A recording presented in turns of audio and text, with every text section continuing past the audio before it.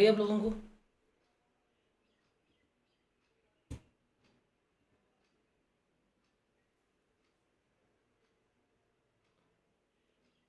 जी जनाब, आवाज़ आ रही है।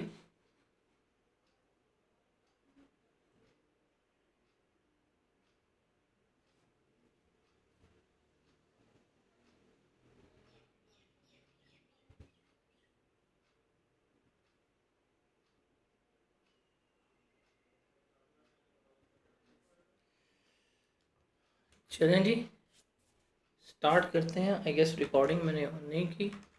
रिकॉर्डिंग मैं ऑन कर लेता हूँ।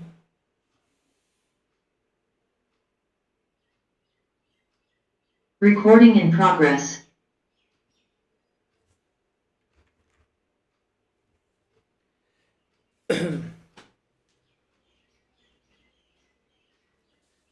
जी, लास्ट लेक्चर से कोई सवाल है किसी का तो बताए। हमने जितनी कल डिस्कशंस वगैरह की थी उसमें कोई क्वेश्चन, कोई कंफ्यूजन, कोई किसी किस्म की प्रॉब्लम है तो प्लीज़ लेट मी नो। अगला क्वेश्चन करें, कुछ और एग्जांपल्स वगैरह करते हैं आज। उसको देखते हैं।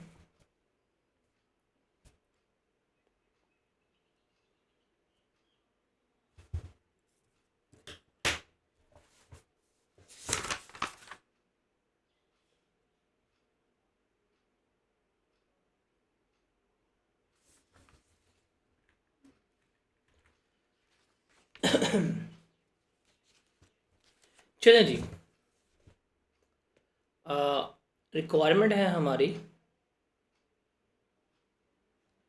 हमने जर्नल एंट्रीज पास करनी है फॉर रिकग्नाइजिंग डिविडेंड। डिविडेंड के लिए फॉर द ईयर एंड 31 दिसंबर 2023। हमारा ईयर एंड क्या है? 31 दिसंबर 2023। इसके लिए हमने क्या करनी है? ये जो हमारी जर्नल एंट्रीज हैं इनको हमने क्या करना है? पास करना है। वो कहता है जी, G limited had following equity balances as on 1 January 2023। कि हमारे पास जी लिमिटेड है, उसके ये इक्विटी बैलेंसेज हैं जिसने हमें क्या किए हैं? गिवन किए हैं 1 जनवरी को। हमारे पास है ऑर्डिनरी शेयर कैपिटल, ठीक है। 600 मिलियन कैपिटल है, 100 का एक शेयर का मतलब 6 मिलियन शेयर हमने इशू किए हुए हैं। फिर हमारे पास है इररिडीमेबल प्रेफरेंस शेयर्स, 1000 रुपये का एक शेयर है, 400 मिलियन के शेयर इशू किए हुए हैं। फिर हमारे पास शेयर प्रीमियम है और फिर हमारे पास रिटेन्ड अर्निंग है। ये सब के उसने हमें क्या गिवन कर दी हैं? ये सब के उसने हमें ओपनिंग बैलेंसेस जो हैं वो गिवन कर दिए हैं। फिर कहता है the preference share holders are entitled to 12% cumulative dividend in arrears. कि वो कितना है? 12% कम्युलेटिव डिविडेंड मिलेगा किनको? प्रेफरेंस शेयर होल्डर को।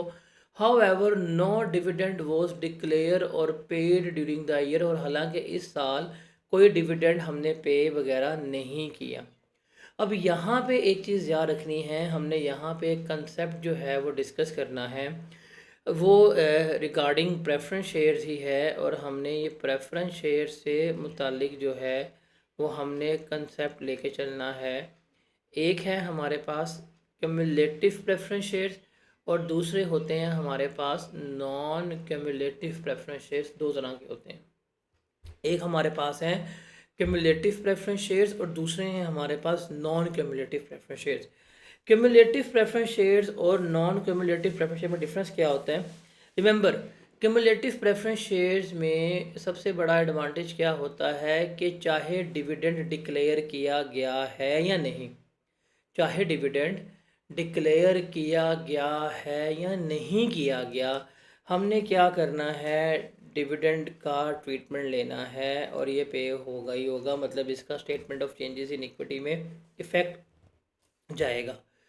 क्यूमुलेटिव है, ठीक है, कोई डिविडेंड डिक्लेयर नहीं हुआ, इसका इफेक्ट देगा। क्यों? बिकॉज क्यूमुलेटिव डिविडेंड क्या होता है? हम उनको इस साल तो डिविडेंड पे नहीं करेंगे, लेकिन हम डिविडेंड को इकट्ठा करते जाएंगे, डिविडेंड को हम जमा करते जाएंगे। फिर क्या होगा? जब हम डिविडेंड पे करेंगे तो हम एक साथ ही क्या करेंगे? एक साथ ही हम सारा डिविडेंड जो है वो पे कर रहे होंगे। तो ये चीज़ जो है ये हमने याद रखनी है। क्यूमुलेटिव डिविडेंड क्या होता है? कि कम्युलेटिव डिविडेंड में बेशक हमने पे नहीं किया, जब भी डिक्लेयर होगा उस साल पिछले सारे सालों का डिविडेंड हम एक साथ पे कर देंगे, तो ये कम्युलेटिव है। नॉन कम्युलेटिव प्रेफरेंस शेयर्स क्या होते हैं? रिमेंबर, जिस साल डिक्लेयर करेंगे उसी साल ही सिर्फ पे किया जाएगा, अदरवाइज़ हम इसको कोई ट्रीट नहीं करेंगे, अदरवाइज़ हम इसको बिल्कुल भी लेके नहीं जाएंगे। तो ये हमारे पास क्या होगा?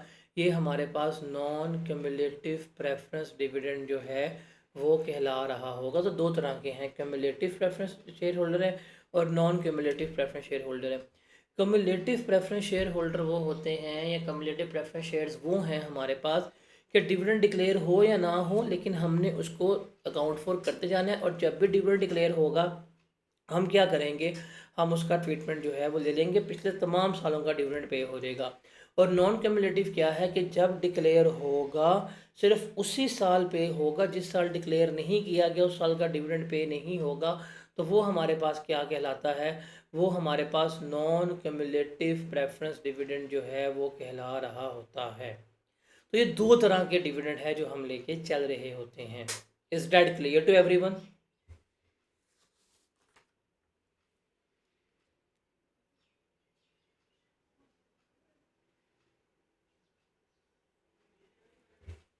जी जनाब, क्लियर है।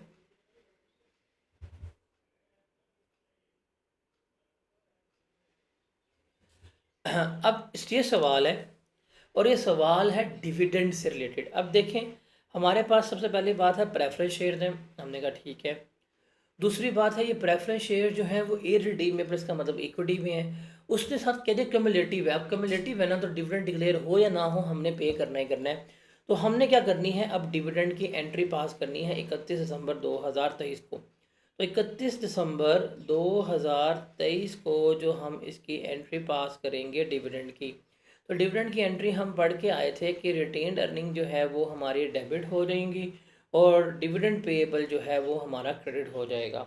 अब मेरे पास प्रेफरेंस शेयर्स कितने हैं? 400 मिलियन के। तो जो शेयर कैपिटल होगा उसके ऊपर ही डिविडेंड पे किया जाएगा। तो मेरे पास यहाँ पे आ जाएगी रिटेन्ड अर्निंग 400, रेट है 12%। कितना बनेगा? 48। तो 48 मिलियन से रिटेन्ड अर्निंग डेबिटेड हो जाएगी, और जो मेरे पास डिविडेंड पेएबल है वो क्या हो जाएगा? 48 मिलियन से क्रेडिट हो जाएगा। तो ये वाली जर्नल एंट्री जो है वो हम क्या कर रहे होंगे? पास कर रहे होंगे। ये सवाल क्लियर है सबको?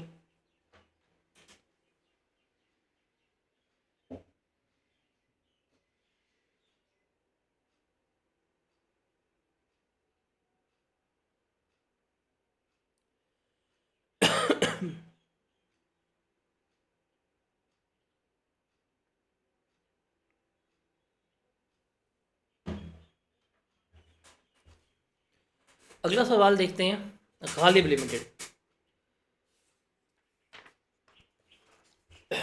गालिब लिमिटेड को देखते हैं। वो कहता है जी इसकी भी रिक्वायरमेंट क्या है गालिब भाई साहब की? गालिब भाई साहब की रिक्वायरमेंट है कि हमने जर्नल एंट्रीज जो हैं वो इसकी पास करनी है। सवाल है, Ghalib limited had the following equity balances on 1 January 2023। उसका ऑर्डिनरी शेयर कैपिटल है, उसका शेयर प्रीमियम है, उसका रिटेन्ड अर्निंग है। 600 मिलियन, 300 मिलियन, 285 मिलियन। 24 अक्टूबर 2023 को गालिब लिमिटेड ने बोनस डिविडेंड दे दिया 20%। हमने क्या करनी है, इसकी जर्नल एंट्री जो है वो पास करनी है। तो डिविडेंड है तो ठीक है, एंट्री पास कर देते हैं। रिटेन्ड अर्निंग में से जाएगी, बिकॉज रिटेन्ड अर्निंग हमारे पास मौजूद है, तो हम उसको क्या करेंगे? डेबिट कर देंगे। तो इसकी एंट्री हमारे पास क्या पास होगी? रिटेन्ड अर्निंग जो है वो हमारी डेबिट हो जाएगी। शेयर कैपिटल है हमारे पास 600 मिलियन का, 20% जो है वो हम बोनस दे रहे हैं। तो 600 मिलियन का 20% लेंगे, क्या आएगा जवाब ज़रा बताइएगा? 600 मिलियन का 20% आएगा 120। तो 120 मिलियन से रिटेन्ड अर्निंग जो है वो डेबिट हो जाएगी, और चूंकि हम बोनस दे रहे हैं, शेयर्स हैं, तो ये हमारे पास क्या हुआ है? शेयर कैपिटल जो है वो 120 से क्रेडिट हो जाएगा। अब चूंकि ये डिविडेंड है, डिविडेंड के तौर के ऊपर बोनस शेयर इशू किए जा रहे हैं, इसलिए रिटेन अर्निंग। अगर कोई और अरेंजमेंट होती तो फिर मैं कहाँ से लेके जाता, फिर मैं शेयर प्रीमियम में से लेके जा रहा होता। तो ये इसकी जर्नल एंट्री जो है वो इस तरह से चल रही होगी। ये क्लियर है? सर ये शेयर कैपिटल को हमने क्रेडिट क्यों किया? क्या हमने बोनस शेयर्स इशू किए हैं हाँ सर जी, डिविडेंड के तौर बोनस, पे? हाँ जी, तो बोनस का वर्ड आया ही इसलिए कि आपने बोनस शेयर दिए हैं। बोनस कैश में थोड़ी दी है, तो बोनस का वर्ड ही शो कर रहा है कि बोनस शेयर इशू हुआ ओके सर, समझ आ गई। है। ये सवाल क्लियर है? आगे चले।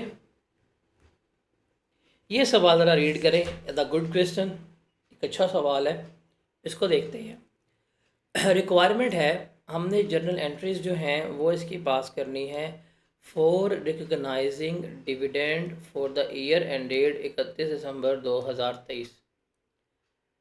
Maria limited had the following equity balances 1 January 2023 के ऊपर। ऑर्डिनरी शेयर कैपिटल है, ओके, शेयर प्रीमियम है, रिटेन्ड अर्निंग है, ठीक है।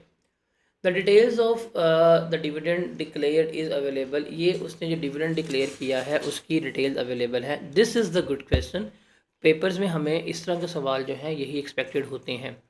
कहता जी फॉर द ईयर एंडेड, ये साल गिवन कर दिए हैं, ये पिछला साल है, हमारे पास करंट ईयर है 2023। ये पिछले साल की बात कर रहा है। पिछले साल का इंटरम कैश डिविडेंड था, हम पढ़ के आए हैं कि जो इंटरम डिविडेंड होता है वो उसी साल में ट्रीट होता है जिस साल से बिलोंग कर रहा है। और जो मेरे पास फाइनल डिविडेंड होता है उसका ट्रीटमेंट हम कहाँ लेके जाएंगे, उसका ट्रीटमेंट हम नेक्स्ट ईयर लेके जा रहे होंगे। तो ये आ गया हमारे पास पिछले साल का इंटरम, पिछले साल का फाइनल, फिर इस साल का इंटरम, फिर इस साल का फाइनल आ गया। फिर उसने इसके बारे में बताया इंटरम का, declared with half yearly accounts by director on 17 August each year. हर साल 17 अगस्त को ये इंटरम डिविडेंड जो है वो डिक्लेयर होता है। और जो फाइनल डिविडेंड है उसने कहा है ये 25 अप्रैल को उसने क्या किया है, डिक्लेयर किया है। तो उसने डिविडेंड्स की हमें डेट्स गिवन कर दी हैं। अब हमने क्या करना है, इसके मुताबिक ही इस सवाल को लेकर चलना है और हमने क्या करनी है, इसकी जर्नल एंट्रीज जो हैं वो पास आउट करनी है। तो दिस इज़ द क्वेश्चन, समझ आया? अब हमारे पास ईयर है 2023। हमारे पास जो ईयर है हमारा फाइनेंशियल ईयर वो है जी 2023। इस 2023 से जो रेलेवेंट है वो हमने लेके चलना है, जो रेलेवेंसी है। अब 2023 में कौन कौन से इवेंट्स होंगे वो हमने देखने हैं। तो सबसे पहले तो देखें पिछले साल का, मतलब 2022 का फाइनल डिविडेंड 2023 में पे हो रहा है 20%, और कब है, 25 अप्रैल को। तो पहली एंट्री हम पास करेंगे कब, पहली एंट्री हम पास करेंगे जो मेरे पास डेट आएगी 25 अप्रैल 2023, इसके ऊपर मेरी पहली एंट्री जो है वो पास की जाएगी। क्योंकि मैंने 20% डिविडेंड पे किया था तो वो ले लेंगे। अब मेरे पास शेयर कैपिटल कितना था, 6 लाख का था, तो हम यहाँ पर ले लेंगे रिटेन्ड अर्निंग जो है वो हमारी डेबिट हो जाएगी। रिटेन्ड अर्निंग हमारी डेबिट हुई, 6 लाख का हमारा शेयर कैपिटल था, 600 मिलियन का। 20% हमने पिछले साल का फाइनल डिविडेंड दिया, ये लास्ट ईयर का था, लेकिन लास्ट ईयर का फाइनल डिविडेंड इस साल की रिटेन्ड अर्निंग में एडजस्ट हो रहा होगा, हम ये पढ़ के आए हैं। तो 120 मिलियन से ये क्या हो जाएगा, ये डेबिट हो जाएगा रिटेन्ड अर्निंग। अब ये हमने क्या दिया था, अब आप ध्यान से देखें, बोनस, ये क्या दिया, बोनस डिविडेंड, इसका मतलब बोनस शेयर्स दे रहे हैं। तो ये कहाँ जाएगा, ये शेयर कैपिटल में हमारा क्रेडिट हो जाएगा 120 मिलियन से। तो ये हमारा यहाँ पे हो गया। तो ये जो लास्ट ईयर का फाइनल डिविडेंड था उसकी एंट्री जो है वो हमारे यहाँ पे हो गई, मतलब जो बोनस शेयर हमने डिक्लेयर करने थे वो हमारे यहाँ पे हो गए। Is that clear? ये वाली एंट्री क्लियर है?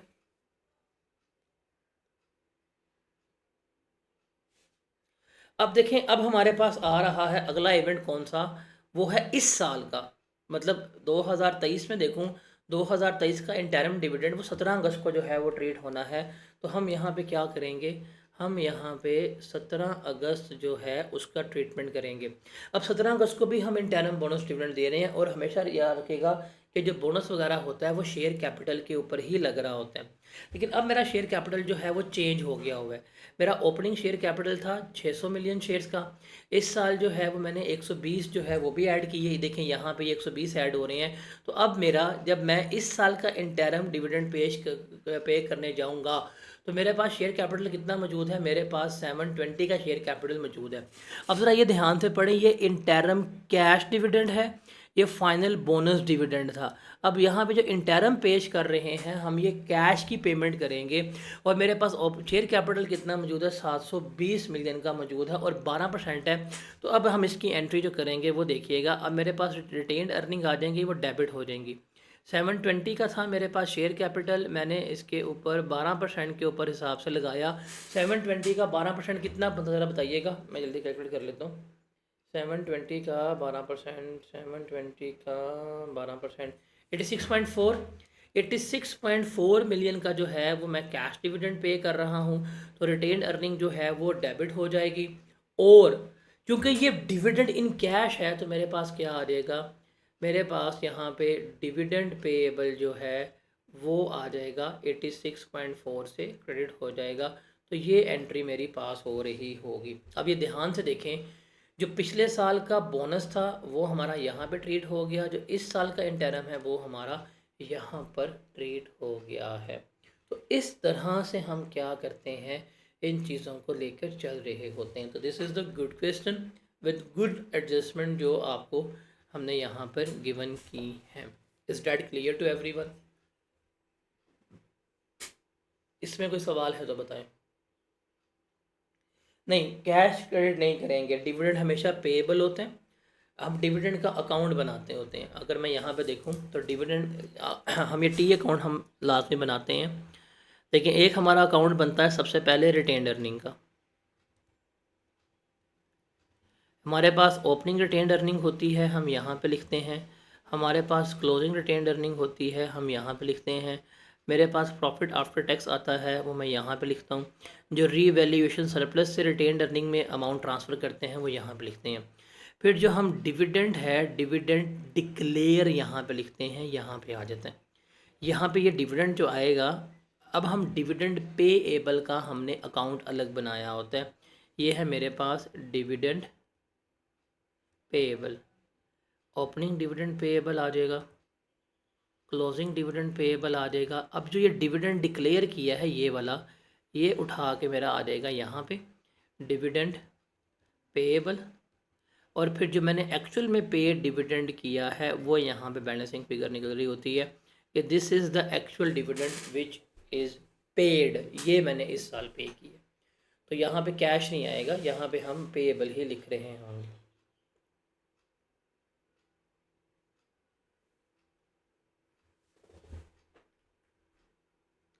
जी जनाब, ये क्लियर है?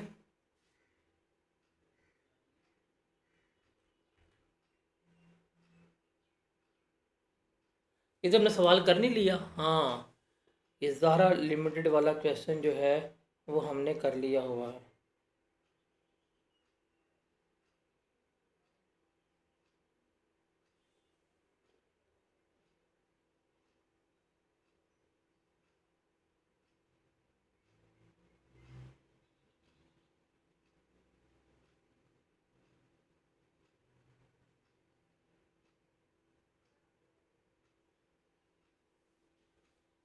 ये तो हमने सवाल कर लिए तो वही है। ओके, इसको हम इग्नोर कर देते हैं। तो यहाँ पे हमारा statement of changes in equity जो है वो वाइंड अप होता है। सारी डिस्कशंस जो है वो हमारी statement of changes in equity की यही थी। अब यहाँ पे हम ना statement of changes in equity के फॉर्मेट की बात करते हैं। तो यहाँ पे सबसे पहले आ जाएगा शेयर कैपिटल, यहाँ पे आ जाएगा हमारे पास शेयर प्रीमियम, मतलब जो जो इक्विटी के कंपोनेंट्स हैं वो हम यहाँ पे लिख लेंगे, रिटेन्ड अर्निंग और टोटल का बन जाएगा। हमारे पास आ जाएगा ओपनिंग बैलेंसेस, हर एक के गिवन होते हैं, हम उसको यहाँ पे इस तरह से लिख रहे होते हैं। फिर जो प्रॉफिट आफ्टर टैक्स हम अर्न करके आते हैं, अब वो चूँकि रिटेन्ड अर्निंग में आता है। अब देखें, ये मैंने यहाँ पे रिटेन्ड अर्निंग का अकाउंट बनाया है, ये देखें, ये रिटेन्ड अर्निंग का अकाउंट है, टी अकाउंट। ज़रा इसको एक मिनट देखें, इसी को हम उठा के क्या कर रहे हैं, यहाँ पे स्टेटमेंट की फॉर्म में जाके लिख रहे हैं। जो प्रॉफिट आफ्टर टैक्स आ गया वो हम ऐड करेंगे, डिविडेंड जो है वो लेस करेंगे, जो रीवैल्यूएशन सरप्लस से रिटेन्ड अर्निंग में अमाउंट आई है वो हम ऐड करेंगे। तो करते करते मेरे पास क्लोजिंग बैलेंस आ जाएगा। फिर अगर शेयर कैपिटल की बात करूं तो अगर मैंने बोनस इशू किए हैं बीच में आ जाएंगे, न्यू शेयर इशू किए हैं बीच में आ जाएंगे, राइट शेयर इशू किए हैं वो आ जाएंगे, ये हमारे पास आ जाएगा। अगर मैंने कोई शेयर प्रीमियम में से पेमेंट की है तो वो लेस हो जाएगी। फिर सरप्लस से कोई रिटेन अर्निंग में मूवमेंट हुई है या सरप्लस मेरा इंक्रीज़ हुआ है रीवैल्यूएशन, तो वो ऐड हो जाएगा। जो यहाँ से यहाँ मूवमेंट की है लेस करवा देंगे। तो इस तरह से हम क्या कर रहे होते हैं, statement of changes in equity जो है वो बना रहे होते हैं। Is that clear?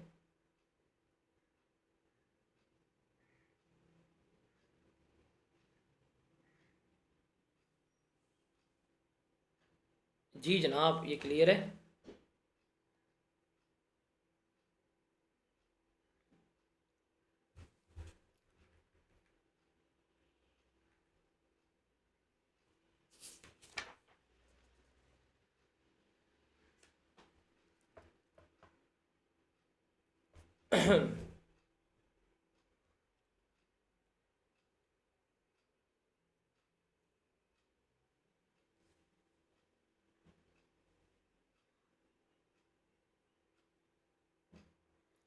जी जनाब, ये क्लियर है।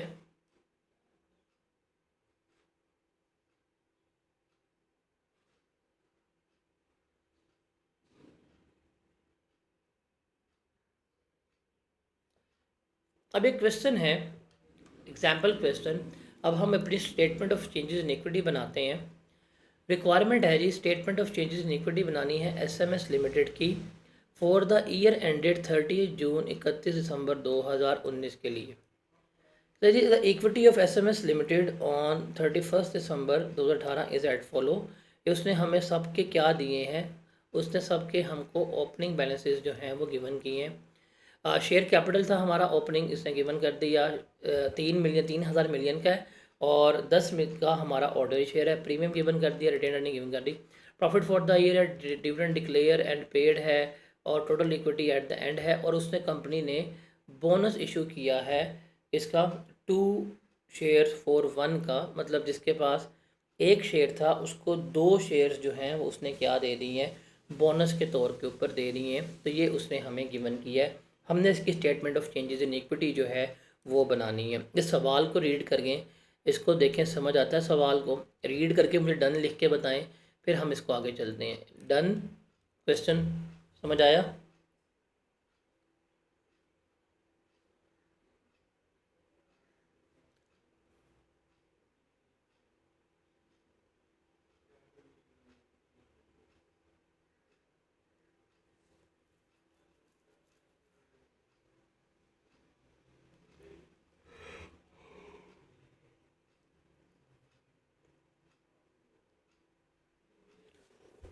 तो देखिए इसमें 3 चीज़ें हैं, तो हम ये 3 कॉलम ही बनाएंगे। 3 चीज़ें हैं तो हम 3 कॉलम ही बनाएंगे। हमारे पास आ जाएगा पहले हेडिंग में जो कंपनी का नाम था एसएमएस लिमिटेड। हमने क्या बनानी है, हमने बनानी है इसकी statement of changes in equity for the year ended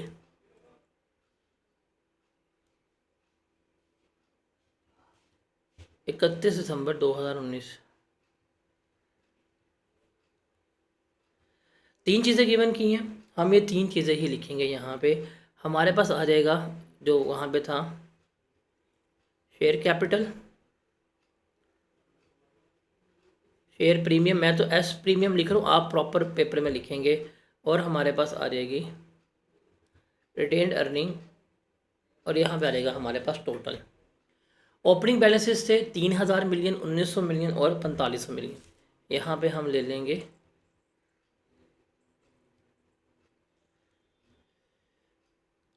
opening balances या बैलेंस ऑन 1 जनवरी। अब दोनों लिखेंगे 3000 मिलियन,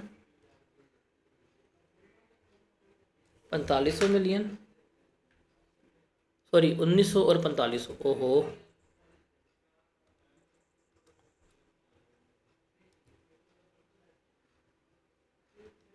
ये 1900 मिलियन है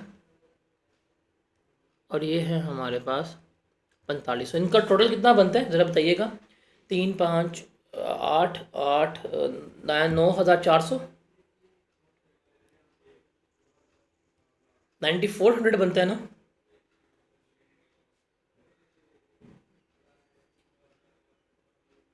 हाँ ठीक है। उसके बाद इसने क्या, मैंने प्रॉफिट कितना पे किया है 400 का, तो हम यहाँ पे लिख लेंगे जो उसने हमें बताया, अपडेट नहीं गिवन, तो प्रॉफिट है, प्रॉफिट 400 का ऐड हो जाएगा। फिर इसने कहा है कि इसने डिविडेंड पे कर दिया। देखिए डिविडेंड डिक्लेयर एंड पेड 300 का है, तो हम यहाँ पे ले लेंगे डिविडेंड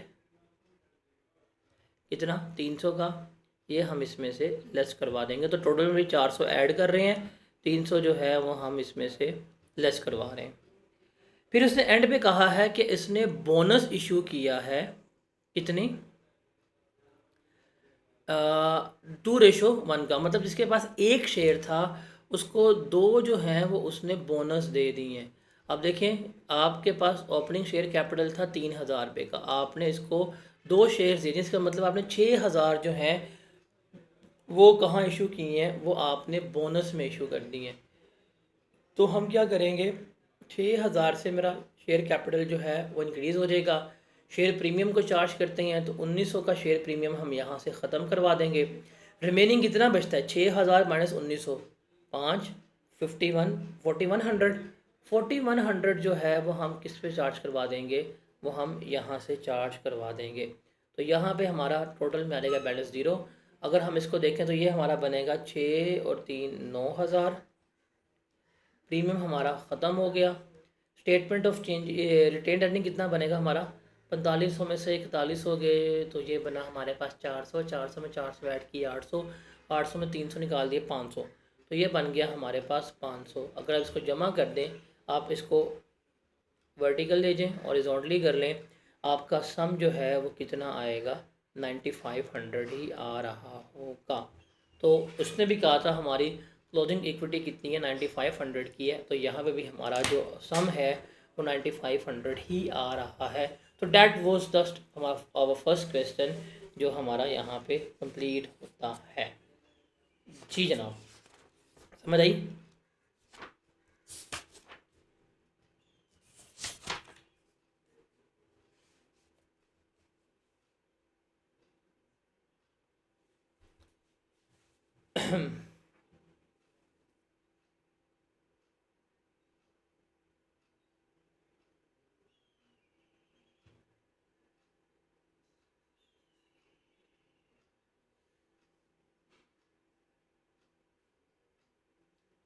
जी जनाब, समझ आई।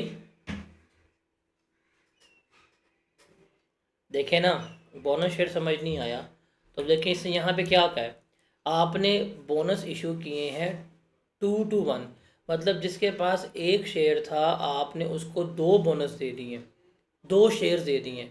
इसका मतलब आपका ऑर्डनरी शेयर कैपिटल था 3,000 का, अब आप उसको दो से मल्टीप्लाई कर दें तो कितने शेयर्स बन रहे हैं, आपने टोटल 6,000 शेयर्स जो हैं वो न्यू इशू किए हैं। तो जो हमने बोनस इशू किए हैं वो 6,000 हमारा यहाँ पे आ गया, प्रीमियम से गए हैं और रिटेन अर्निंग से गए हैं। Simple is that case.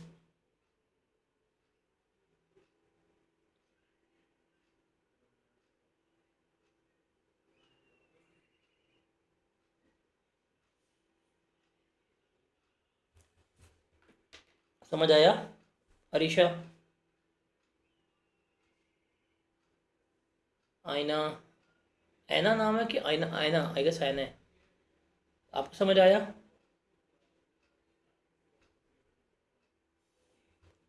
तो ये हमारी statement of changes in equity है।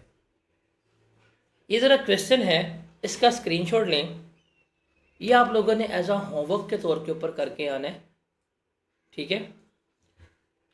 आपकी आई कैप के स्टडी टेक्स्ट में एग्जाम्पल नंबर 12 होगी, पेज नंबर 256 पे। मैं आपको रेफरेंस दे देता हूँ। आई कैप का स्टडी टेक्स्ट जो है पेज नंबर 256 है, उसके ऊपर एग्जाम्पल नंबर जो है वो 12 है। ये ज़रा आप लोगों ने एक दफ़ा करनी है, फिर हम मज़ीद क्वेश्चंस जो हैं वो कल कर रहे होंगे। कल हम 2 से 3 जो हमारे लेवल से पास रिलेट कर रहे हैं वो हम क्वेश्चंस करेंगे, और हमारा statement of changes in equity जो है वो हमारा यहाँ पे ख़त्म हो जाएगा, वो हमारा यहाँ पे वाइंड अप हो जाएगा। Is that clear. मतलब हमारा आज statement of change in equity जो है वो क्लियर हो चुका हुआ है। Example number 12 from I cap book. Sorry.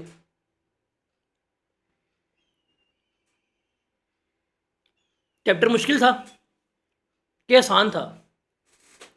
चलें कल हम कुछ और मज़ीद क्वेश्चंस करेंगे तो हमें मज़ीद ग्रिप हो जाएगी।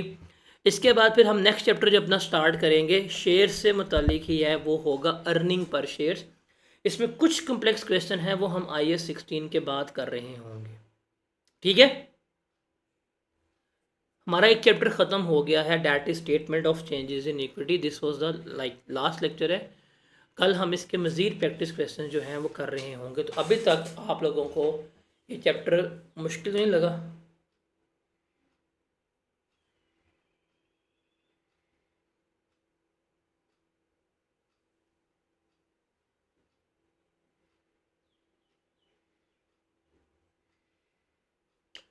टेस्ट मंडे को लेते हैं इसका। इस चैप्टर का टेस्ट हम मंडे को लेंगे ताकि आपके पास कल पे हम मज़ीद प्रैक्टिस क्वेश्चंस करेंगे, आपके पास सैटरडे संडे का टाइम हो प्रिपेयर करने के लिए। फिर उसके बाद हम EPS पे मूव कर जाएंगे, वहाँ पे देखेंगे। फिर मान लें मैं FR1 भी अच्छी करवाता हूँ टेक्स्ट की तरह, ये तो आपको फिर एडमिट करना पड़ेगा कि हमारा पूरा।